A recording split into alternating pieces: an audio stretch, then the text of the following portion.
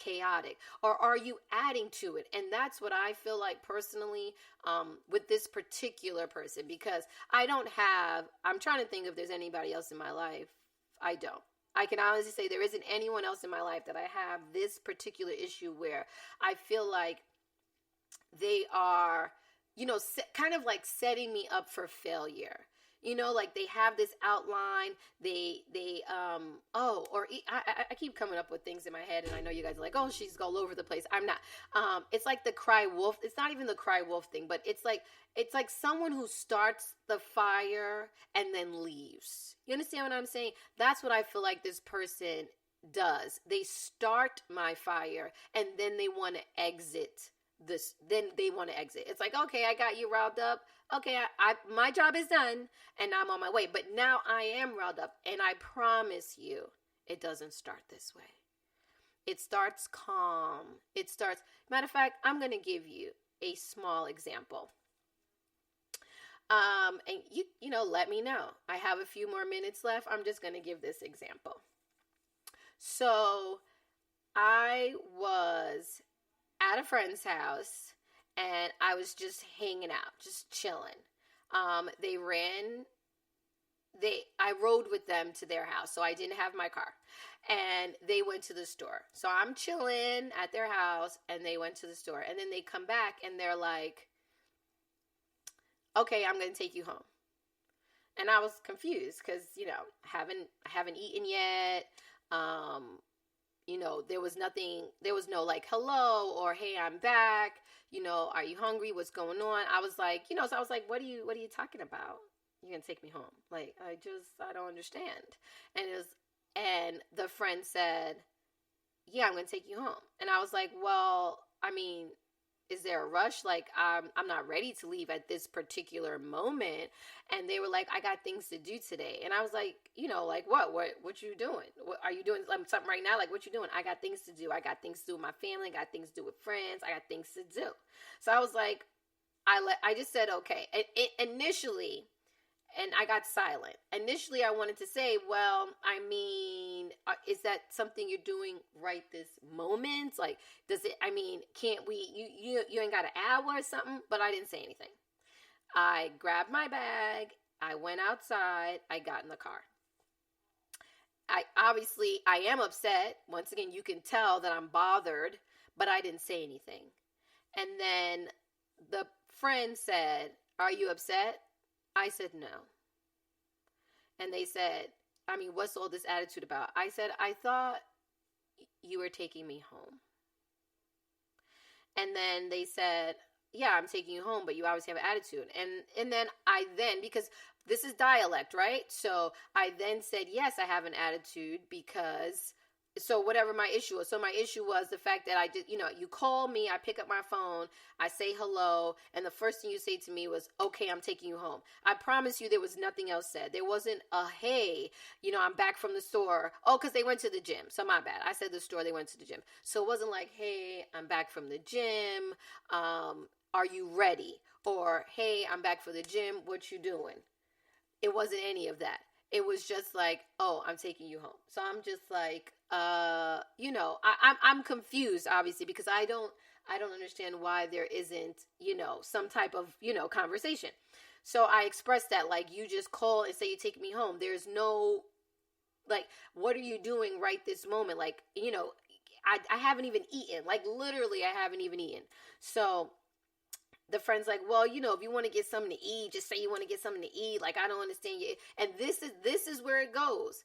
What do you mean you don't understand my issue? Right there, which is what I was saying earlier, as far as what my therapist was saying, right there, this is where the situation can get diffused, right? Because I am already upset. You already know I'm upset. You acknowledged I was upset when I got in the car. You said, are you upset? You didn't ask that because you were just thinking of the first question that popped in your head. You asked that because you were able to assess, look at me and say, oh, she looks upset.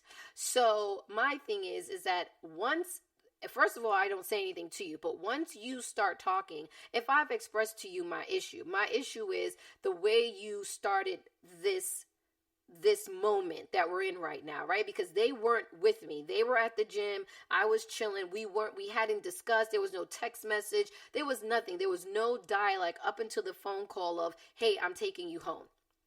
So if you're already acknowledging that I am already in a space, in a upset space, sad space, whatever the space is, the space ain't good.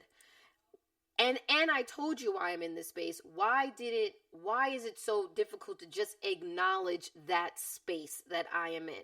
Hey, okay, so you're upset because of how I called you, or you're upset because I didn't say anything else. My bad. That's not even what type of time I'm on. I just figured because you don't have a ride, instead of you calling for a ride to come and get you, which is what I was supposed to do, I figured I would take you home so your ride doesn't have to. Okay, if you would have said that to me, I promise you I'd have been like, okay, well, my ride is not coming now anyway because I thought we were going to chill. I thought maybe we could get something to eat. Or you don't even have to worry about that. If that's what your timing is, then we could still get something to eat and I'll still have my ride come and get me. Whichever way makes it where we're not having an issue. But that's not what was done. What was done was, oh, you're getting on my nerves. This is nagging. You don't know. You're I don't know what's other things. Oh, you want to play victim, or you have this issue. It was mind you, nothing that came out of this person's mouth was either A, positive feedback, positive reinforcement, positive nothing. There was nothing positive out of their mouth. They decided to talk about my trauma. They said, whatever trauma you got going on, whatever issues you have, I hope you resolve. All of this, which has nothing to do with the price of tea in China.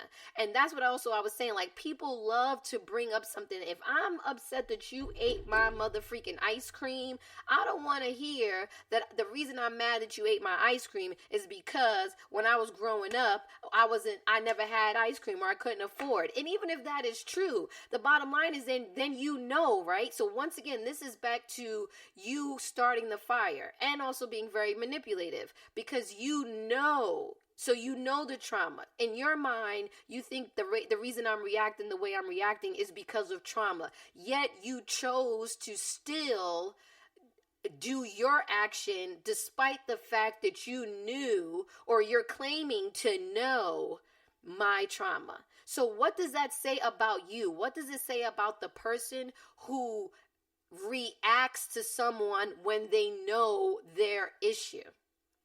You understand? Like, what does that say about you? To me, it says that you don't care. To me, it says that you're trying to be able to act a certain way, to be a certain way, to treat me a certain way, and be manipulative about it because of the trauma.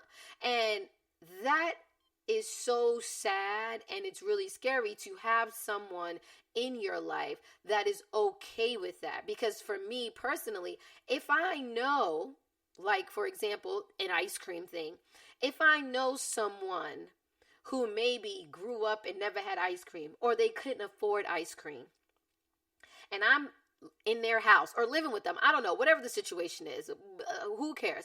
But the scenario is, I know that you have a thing for ice cream because of a childhood issue, adult issue, whatever the issue is. It's a trauma based off of not being able to have ice cream, not being able to afford ice cream, always seeing everybody else having ice cream, and now you want your ice cream. And I know that. So I open that freezer and I see that there's only one ice cream bar left, and it's me and you. And I see it and I want it. I want this ice cream bar so bad.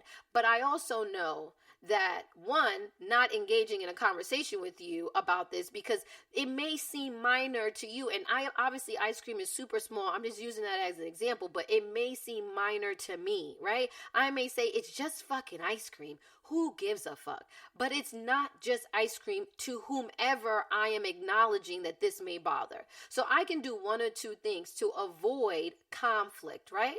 I can either A, not eat the ice cream at all and go get some more, which to me is the easiest of all the options. Or I can, two, go to the person who I know may be bothered by it and say, hey, there's one ice cream bar in the freezer. I was kind of in the mood for ice cream right now, but I know that you like ice cream, or you like that particular ice cream, and I didn't want to eat it. And then you be like, dang, you just ate that ice cream. Or I can even say to them, there's only one ice cream left. I'm in the mood for ice cream right this minute. I'm going to eat it, but I'm going to go to the store today, latest tomorrow. But I would say I'm going to go to, depending on time and stuff. But anyway, I'm going to go to the store today to replace it. And then that person can then say, okay, I feel like when you do those things, it's easier to get a positive response from somebody, because now there's no conflict, right? Now there's no reason for them to be combative, for them to be aggressive, because I have had a discussion with them. Either A, have the discussion, or B, just go out and buy some more. And either way, there is no conflict. But instead, I'm just going to take that ice cream, I'm going to eat it and say, fuck it, not replace it, not say anything. And then 24 hours later, because we're just going to say the next day, they go in the freezer and there's no fucking ice cream. And now they're upset. And then, the rest is, the rest is, however the can go down, because at that point, it doesn't matter what happens. It doesn't matter who's wrong, who's right, how minor. The point is that could you have prevented a conflict? Or if the conflict starts, could you diffuse it? And which one are you going to be? Are you going to be the person who decides I'm not going to start the conflict at all? Or are you going to be the person that says we're in this conflict now, because some conflict happens, right? That's a part of life. Everything is not going to be, roses and whatever. We're going to have issues with people. That is a part of life. But you could also be the person who says, okay, there's this issue now, but how can I change this? How can I diffuse it? How can I not be a part of the problem? You can only work on you, right? And so I can only work on me. I cannot change or force someone else to act in a manner that I want them to act, or a manner that I think is right, or a manner, whatever. I can only worry about me, and you can only worry about you. So are you someone who is choosing not to engage? And by not engaging, I don't mean ignoring either, people. Ignoring a problem is just as bad as not being able to diffuse the problem, because ignoring it does not diffuse it. It diffuses it for a moment, but when y'all see each other again, there's still an issue.